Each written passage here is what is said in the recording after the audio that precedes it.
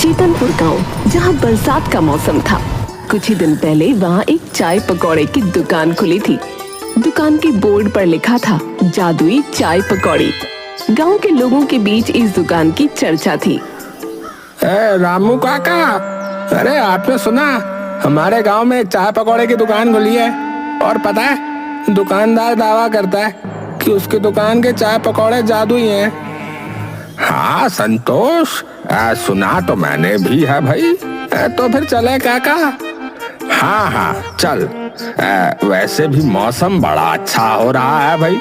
है देखो, बादल गरज रहे हैं, चिड़िया चहक रही है। ऐसे मौसम में चाय पकौड़े मिल जाए तो भैया आहा मजा ही कुछ और है। चल चल चल। दोनों बातचीत करते हुए उस दुकान तक पहुंच जाते हैं। नमस्ते, आपका इस जादुई चाय पकौड़े वाले की दुकान में स्वागत है। आप मेरी कौन सी चाय पीना चाहेंगे?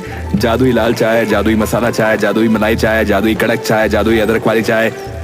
अरे बस बस भैया बस, आप पहले ये बताइए कि आपकी चाय जो है वो जादुई कैसे है भैया? कैसे हो गई जादुई ये?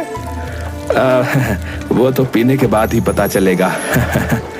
दुकानदार दोनों के लिए चाय बनाने लगता है और साथ में पकौड़े तलने लगता है। इधर रामू काका संतोष से कहते हैं, संतोष, इसके चाय पकौड़े खाकर हम जो है कहीं दूसरी दुनिया में तो नहीं चले जाएंगे ना भैया? क्या पता काका, ये तो चाय पकौड़े खाने के बाद ही पता चलेगा। दुकानदार, जिसका नाम प्रेमचंद था, वो दोनों के लिए चाय पकौड़े परोस देता है, जिसे खाकर रामू काका और संतोष मस्त मौला हो जाते हैं। काका, लगता है हम दूसरी दुनिया में पहुंच गए। कैसे? पता नहीं, मुझे तो बड़ा मजा आ रहा है, नाचने का मन कर रहा है। आप मेरे लिए जो है गाना गाइए ना, गाइए। प्रेमचंद अपनी दुकान में बैठा इस दृश्य का आनंद ले रहा था। इधर रामू काका और संतोष नाच गान में लगे थे। हाँ हाँ जरूर। कौन सा गाना गाऊं? हाँ हाँ हाँ, मेरा फेवरेट, बंगला मोटर कार दिला दे, एक नहीं दो चार दिला दे, थोड़ी सी तो। कैसे कैसों को दिया है, ऐसे वैसों को दिया है, मुझको भी तो लिपट करा दे, थोड़ी सी तो लिपट करा दे। दोनों का नाच गाना देखकर वहाँ पर कई सारे लोग इकट्ठा हो गए।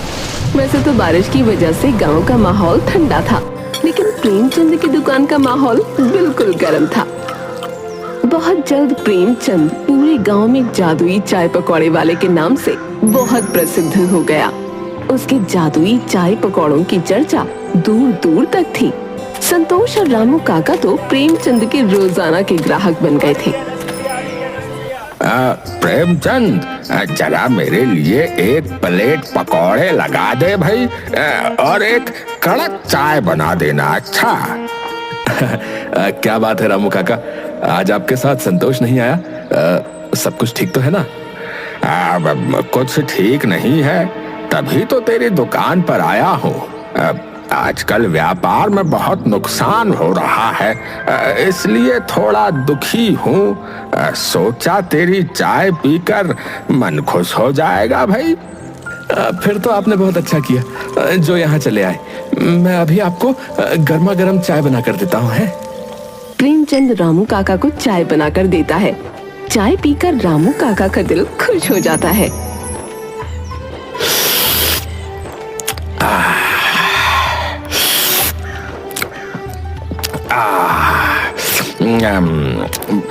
भाई प्रेमचंद, एक बात बता, आखिर तू चाय में जो है ऐसा क्या मिलाता है रे, जो तेरी चाय पीते ही सारी टेंशन खत्म हो जाती है और जो दिल है वो बिल्कुल खुश हो जाता है? कुछ खास नहीं रामू काका, बस आप सबका आशीर्वाद है।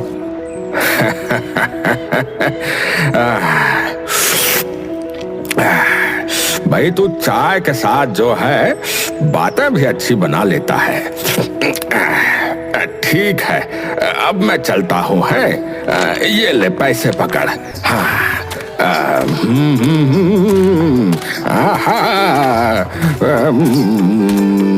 दिलो जान कुर्बान। दुखी आए रामू काका चाय पीने के बाद खुशी खुशी गुनगुनाते हुए वहाँ से चल देते हैं। इस गांव में एक और चाय वाला था जिसका नाम पप्पू था। प्रेमचंद के आने से पहले उसी की दुकान फेमस थी, लेकिन प्रेमचंद की जादुई दुकान खुलने के बाद पप्पू का धंधा तो ठप हो गया था। वो रामू काका को गुनगुनाते हुए घर की ओर जाते हुए देखता है। देखो तो जरा कैसे गुनगुनाते हुए जा रहा है ये बुड्ढा। आखिर वो चाय वाला अपनी चाय में डालता क्या है? एक एक करके उसने मेरे सारे ग्राहक छीन लिए, और ये बुड्ढा, इसने तो मेरी दुकान पर आना ही छोड़ दिया। सबसे गिन गिन कर बदला लेगा ये पप्पू। हाँ, ये बात तो सच थी कि पप्पू की दुकान चलनी अब बंद हो गई थी, और कहीं न कहीं ये बात भी सच थी कि इसका कारण प्रेमचंद ही था। पप्पू प्रेमचंद पर नजर रखता है। वो सुबह 4 बजे ही पप्पू की दुकान के पीछे जाकर खड़ा हो जाता है। अब देखता हूँ ये चाय वाला पप्पू की नजर से कैसे बचेगा।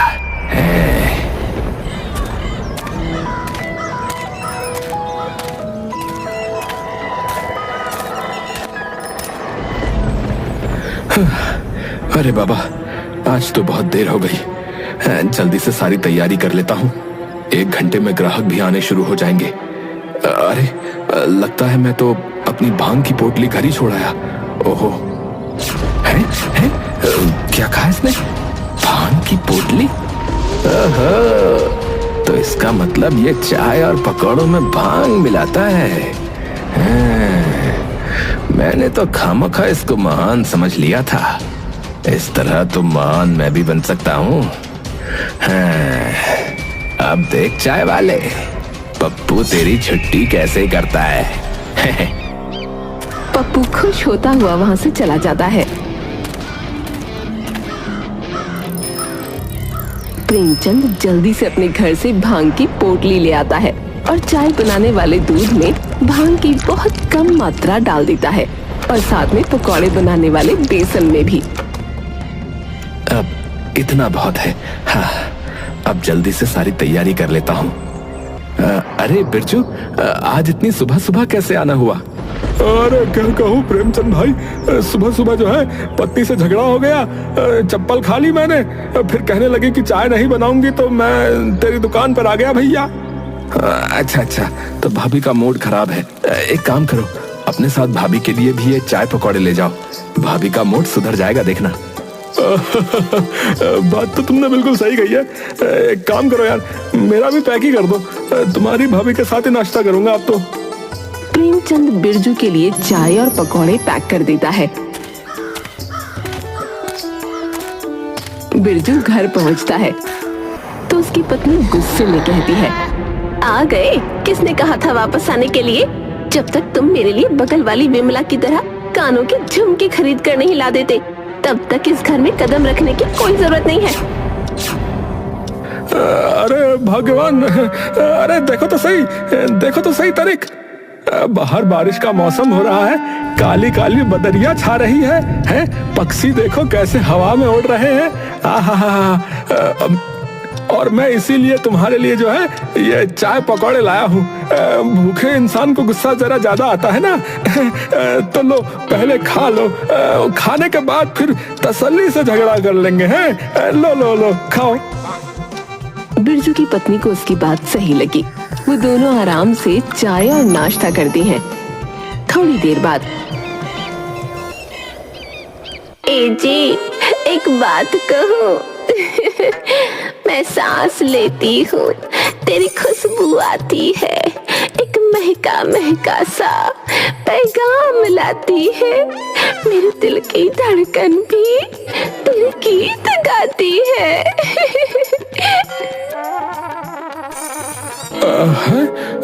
चुमकी, क्या तुम्हें बगल वाली बिमला की तरह झुमके नहीं चाहिए क्या? नहीं, मेरे पास आप हो, वही बहुत है। ये प्रेमचंद के चाय पकौड़े तो बहुत काम की चीज है भैया। बच गया इनकी वजह से आज। दूसरी तरफ पप्पू जो सुनकर गया था कि प्रेमचंद अपने चाय पकौड़ों में भांग डालता है, वो भी मार्केट से भांग खरीद कर ले आता है और अपने चाय बनाने वाले दूध में और पकौड़ों के बेसन में डाल देता है। मुझे लगता है कि इतना भांग कम होगा, इतने में तो किसी को कोई फर्क नहीं पड़ेगा। थोड़ा और डाल देता हूँ। थोड़ा और डाल ही देता हूँ। थोड़ा सा और डाल देता हूँ। थोड़ा सा और। ठीक है, बस इतना बहुत होगा। अब देखता हूँ लोग कैसे मेरी दुकान पर नहीं आते। प्रेमचंद किन किन कर बदला लेगा ये पप्पू दत्त से। हाँ। पप्पू अपनी दुकान लगाता है और ग्राहकों को आवाज लगा लगा कर बुलाने लगता है। अरे आओ आओ भाई साहब आओ, अरे बहन जी आओ, अरे मेरे मस्त मस्त चाय पकौड़े खाओ। मेरी दुकान के चाय पकौड़े खा लिए तो उस प्रेमचंद के चाय पकौड़े हमेशा के लिए भूल जाओगे। अरे भैया आओ, अरे अरे दादा, अरे अरे भैया, अरे आ तो सही। हाँ? अरे पप्पू, तू अपनी बराबरी कर भी रहा है तो उस जादुई चाय वाले से भाई। तुझे पता भी है उसके चाय पकौड़े में जो है जादू है भैया, जादू। बड़ा जादू है। जादू के नाम पे भांग डाल देता है। क्या कहा तूने? भांग? नहीं नहीं, मैंने ऐसा कब कहा। आप एक बार स्वाद तो चखिए, अगर पसंद नहीं आया तो पैसे नहीं दीजिएगा। हाँ। अच्छा, पैसे नहीं दूंगा। ठीक है, अगर ऐसा है तो ला एक कप चाय पिला और जरा जो है एक कप प्लेट जो है पकौड़े भी लगा देना। अच्छा अभी लगाता हूँ। अब देखता हूँ वो चाय वाला प्रेमचंद मेरी बराबरी कैसे करता है। ये लीजिए आपकी चाय और ये एक प्लेट पकौड़े। वो आदमी चाय पकौड़े खाने की शुरुआत करता ही है कि तभी वहाँ रामू काका और संतोष आ जाते हैं। क्या बात है मोहन, आज यहाँ चाय पकौड़े खा रहे हो? हम तो प्रेमचंद की दुकान पे जा रहे हैं। अरे ये कह रहा है कि इसके चाय पकौड़े प्रेमचंद के चाय पकौड़े से ज्यादा अच्छे हैं, और ये जो है दावा भी कर रहा है कि अगर हमें पसंद नहीं आया तो ये पैसे नहीं लेगा। हाँ, फ्री की बात है तो है, खाने बैठ गया। मैं तो कहता हूँ तुम भी आ जाओ भैया, आ जाओ। मोहन की बात सुनकर रामू काका और संतोष भी पप्पू की दुकान पर ही चाय पकौड़े खाने के लिए बैठ जाते हैं। ला भाई, हमारा भी चाय पकौड़ा लगा जरा। पप्पू खुशी खुशी सबको चाय पकौड़े दे देता है।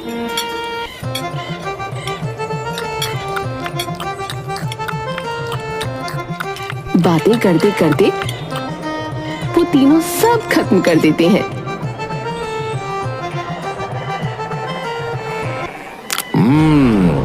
स्वादिष्ट तो थे, लेकिन जो है प्रेमचंद वाली बात नहीं थी। हाँ, साफ कह देते हैं, लेकिन मतलब बात सही है।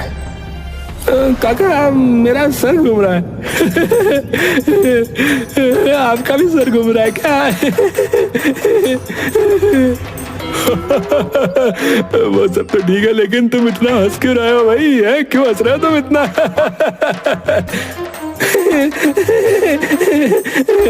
अरे हंस तो तुम भी रहे हो। अरे कितने जोर से हंस रहे हो तुम? अरे तुम दोनों को क्या हो गया है भाई? है? अरे तुम दोनों को देखकर जो है अरे मुझे भी हंसी आ रही है भैया। तीनों ठहाके लगा लगा कर हंसने लगते हैं। ये सब देखकर पप्पू थोड़ा घबरा जाता है। ये सब क्या हो रहा है? ये तीनों इतनी बुरी तरह से हंस क्यों रहे हैं? तुम तीनों यहाँ ड्रामे मत करो, बता रहा हूँ। मेरे पैसे दो और जाओ यहाँ से। हाँ, क्या कहा तूने? पैसे? पैसे मांग रहे हैं रामू काका। पैसे? कैसे पैसे? अरे हमें तेरे चाय पकौड़े बिल्कुल अच्छे नहीं लगे। ऊपर से तूने हमें पता नहीं क्या खिला दिया है। हमें इतनी हंसी क्यों आ रही है रामू काका? ए मोहनवा, काहे हंसी आ रही है रे? ए तू ही बता पप्पू, क्यों हंसी आ रही है हमको इतनी? बता ना। घबरा कर किसी तरह पप्पू तीनों को उनके घर छोड़कर आता है। संतोष की पत्नी कहती है, जी आप तो ठीक से खड़े भी नहीं हो पा रहे, क्या आप नशा करके आए हैं क्या?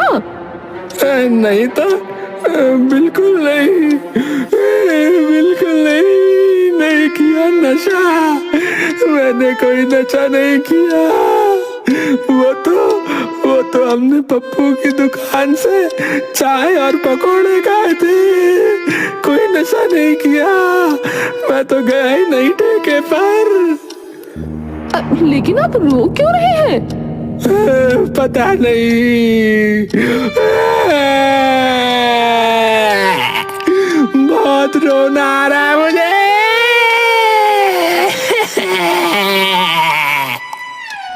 अच्छा बताइए, आपके साथ और कौन था?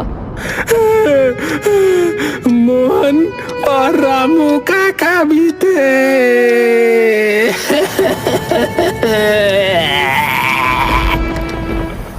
संतोष की पत्नी बहुत चालाक औरत थी। वो मोहन और रामू काका के घर जाती है और उन दोनों की पत्नियों को भी इकट्ठा करके पप्पू की दुकान पर जाती है। अरे ओ पप्पू, बाहर निकल। तूने हम तीनों के पतियों को ऐसा क्या खिला दिया जो वो ठीक से खड़े भी ना हो पा रहे? तुझे तो हम छोड़ेंगे नहीं। तीनों अपनी चप्पलें निकाल के पप्पू की धुलाई करने लगती हैं। अरे बचाओ, अरे कोई मुझे बचाओ भाई, अरे कोई मुझे इस काली दुर्गा सरस्वती से बचाओ। पप्पू अपनी जान बचाकर भाग रहा था और वहीं वो तीनों पप्पू के पीछे पड़ी थी।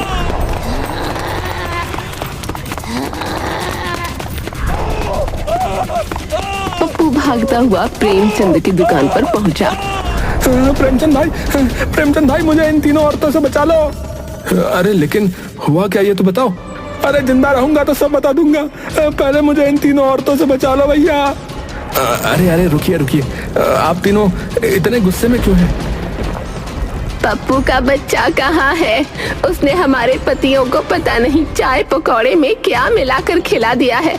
हमारे पति ठीक से खड़े भी ना हो पा रहे, कभी रो रहे हैं, कभी हंस रहे हैं। गुस्सा आ रहा है तो तोड़ फोड़ मचा रहे हैं। शांत हो जाइए, मैं उनको समझा दूंगा। मैं देखता हूँ आखिर बात क्या है। अपना दिमाग जो है ठंडा करके वापस घर लौट जाइए, ठीक है? कल सुबह तक रामू काका, मोहन और संतोष जो है वो तीनों ठीक हो जाएंगे, ठीक है? अच्छा। प्रेमचंद उन तीनों औरतों को शांत करता है, फिर उनके जाने की बात पप्पू से कहता है। अरे पप्पू, सच बताओ, आखिर तुमने चाय में ऐसा क्या मिला दिया? अरे वही जो तुम मिलाते हो यार, भांग। तुम्हें किसने बताया? अरे मैंने उस दिन सुबह तुम्हारी बातें सुन ली थी, जब तुम सुबह भांग की पोटली लेना घर से भूल गए थे, उसी दिन की बात है। अच्छा, तो तुमने मेरी नकल की। अरे तुम्हें पता भी है मैं ऐसा क्यों करता हूँ? है पता भी है तुम्हें? मैं साधारण तरीके से चाय और पकौड़े की टपरी अपने गांव में लगाया करता था यार, लेकिन मुझ पर चोरी का इल्जाम लगाकर गांव वालों ने मुझे गांव से निकाल दिया। मेरा विश्वास कीजिए, मैं चोर नहीं हूँ, मेरा विश्वास कीजिए। मुखिया जी आप तो समझिए, मैं ईमानदारी से अपना काम करता हूँ। अरे सारे गांव वाले क्या झूठ बोल रहे हैं फिर? हैं?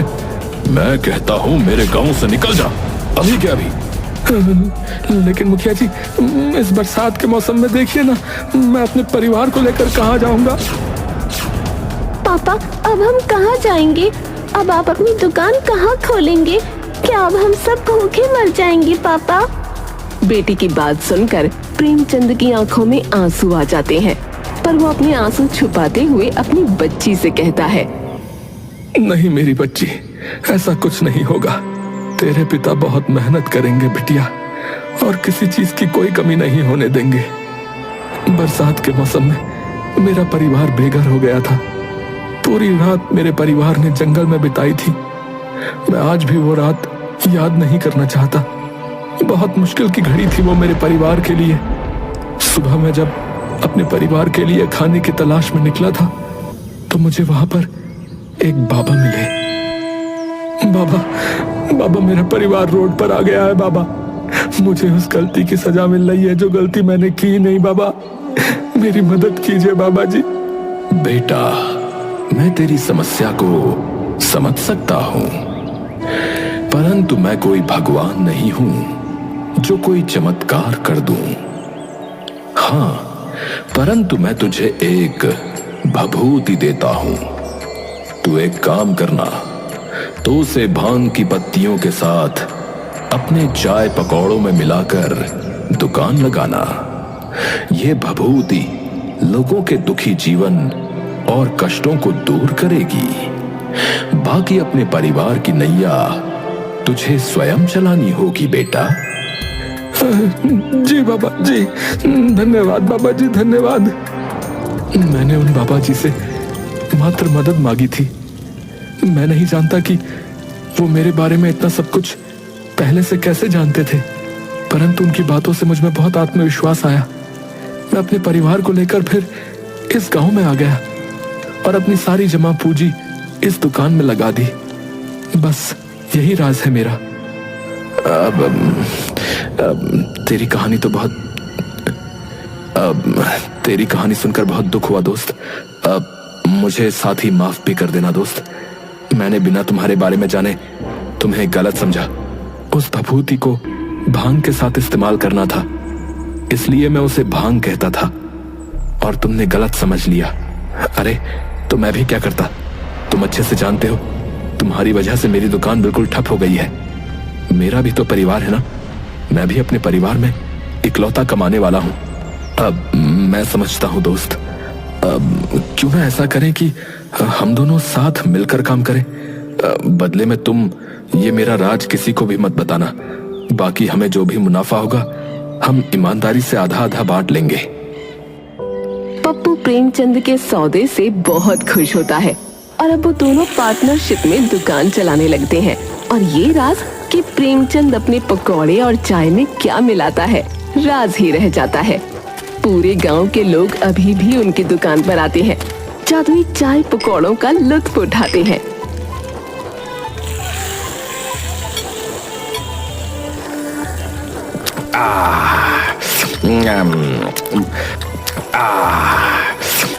और हंसते मुस्कुराते गुनगुनाते हुए घर चले जाते हैं।